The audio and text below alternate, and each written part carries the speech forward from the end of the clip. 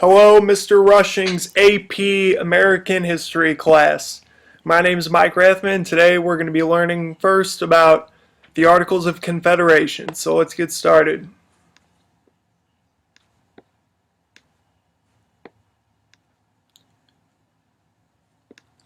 Okay, following the Revolutionary War, there were an immense amount of economic conditions. You can sort of draw a parallel to the Reconstruction that took place after the Civil War.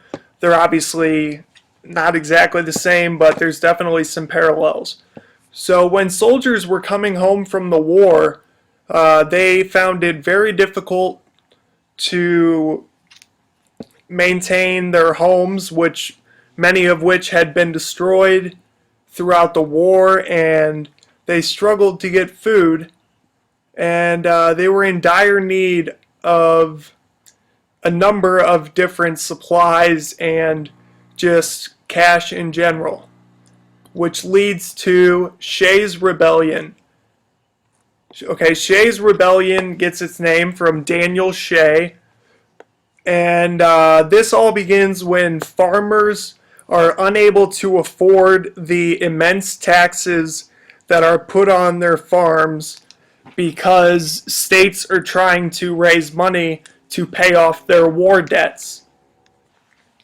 So Daniel Shay and the militia that he raised were sort of running wild through western Massachusetts, burning down courts and just absolutely causing a riot throughout Massachusetts. And the main problem is that under the Articles of Confederation, Massachusetts was not able to gain any sort of help from the federal government because the federal government had no authority to step in and help at all, because the Articles of Confederation was based largely on the principle that states should govern and take care of themselves to any and all of the extent that it is possible.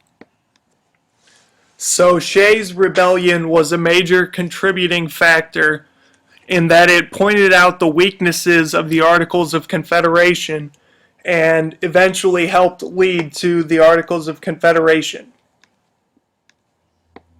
So now, the Articles of Confederation, just some quick general background on this.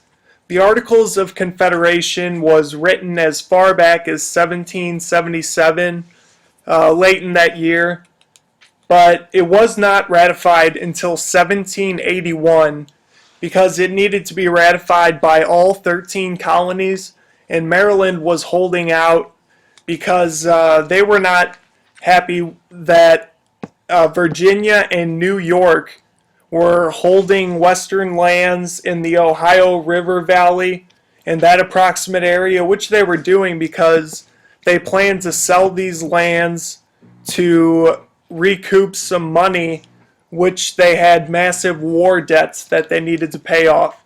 So eventually New York and Virginia agreed to get rid of these lands, and Maryland finally ratified the Articles of Confederation in 1781.